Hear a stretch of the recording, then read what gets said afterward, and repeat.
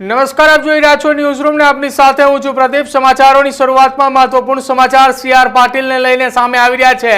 ગુજરાત પ્રદેશ ભાજપના અધ્યક્ષ સીઆર પાટીલ અને કેન્દ્રીય મંત્રી જેમણે સિવિલ સુરતની અંદર નિવૃત્ત શિક્ષકોના ગેટ ટુગેધર કાર્યક્રમની અંદર તેઓ હાજરી આપી હતી। હાજરી દરમિયાન ભાજપના પ્રદેશ અધ્યક્ષ સીઆર પાટીલે પોતાના શિક્ષકને યાદ પણ કર્યા। સીઆર પાટીલની ઉપસ્થિતિની અંદર જે સિવિલ હોસ્પિટલની અંદર નિવૃત્ત શિક્ષકોની એ સન્માન સમારોહ કાર્યક્રમ હતો, જેમાં સ્કૂલના સમયની તેમણે પોતાની યાદ કરી। સીઆર પાટીલે પોતાના સ્કૂલના સમય યાદ કરતાની સાથે જ નિવૃત્ત શિક્ષકોનું સન્માન પણ કર્યું। મોટી સંખ્યામાં સુરતના ડોક્ટરો હાજર રહ્યા હતા। આ સાથે જ ડોક્ટર એપીજે અબ્દુલ કલામની પણ કેટલીક વાતો એ સીઆર પાટીલે મંચ ઉપરથી કરી।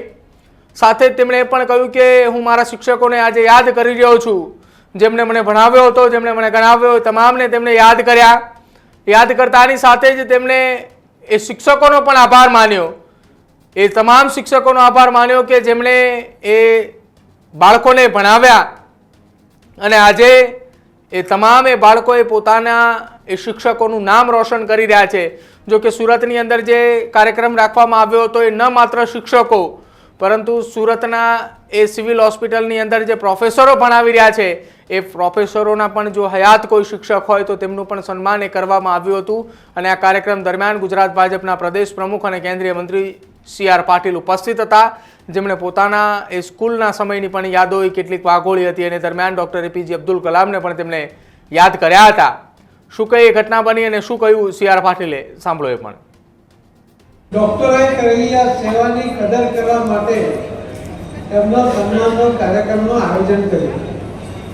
આ ડોક્ટર કોઈ સન્માનના ભૂખ્યા નથી, પરંતુ સમાજની જવાબદારી છે કે આવા જે ડોક્ટરોએ સેવા કરી છે, પોતાનું જીવન ન્યોછાવર કર્યું છે, એ સમયમાં એક કરોડો રૂપિયા કમાઈ શકતા હતા, એને બદલે એમણે સેવાનો માર્ગ પસંદ કર્યો। એવા ડોક્ટરોને કદર કરવી જે કદાચ લેટ તો લેટ પણ ખૂબ અનુકરણીય કામ આ ટીમ દ્વારા થયું છે। એના માટે બીજી વિશેષતા જોવા મળી કે અહીંયા જે ડૉક્ટર પ્રેક્ટિશનર છે બધા, એમના તમામના ટીચર, અહીં બેઠેલા ડૉક્ટરોના તમામના ટીચર્સ, એનું આજે સન્માન થઈ ગયું છે।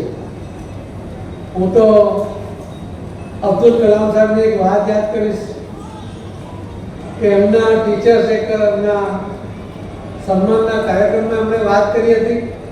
આજે પણ બધા ગુરુજનોનું સન્માન છે, એટલે યાદ કરીશ કે અબ્દુલ કલામ સાહેબના ટીચરે એવું કહ્યું હતું કે હે અબ્દુલ કલામ, તે આ દેશને અણુશક્તિ આપીને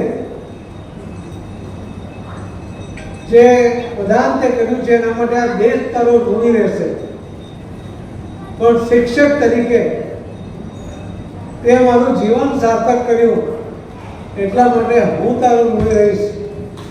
આજે આ શિક્ષકોને પણ એવું લાગતું હશે કે મારા વિદ્યાર્થીઓ જેમણે એમની કદર કરીને, એમનું ઋણ યાદ કરીને આજે જે સન્માન કર્યું છે, એના કારણે એમના મનમાં પણ એક લાગણી આવી હશે કે અમે જે મહેનત કરી, અમે જે ત્યાગ કર્યો ઘણી બધી વસ્તુઓનો, એનું પરિણામ છે કે અહીં સ્વાભાવિક છે સિવિલમાં હોય કે પ્રોફેસર હોય તો એમને તો ડૉક્ટર સ્ટુડન્ટ રહેવાના છે, પણ એમને અનેક ક્ષેત્રની અંદર પોતાનું નામ ઉજ્જવળ કર્યું હોય। સિવિલ હોસ્પિટલમાં જ ઘણીવાર પેપરમાં વાંચતા હોઈએ કે પ્રાઇવેટ હોસ્પિટલમાં જે ઓપરેશન નથી થઈ શક્યું એ સુરતની નવી સિવિલમાં થયું।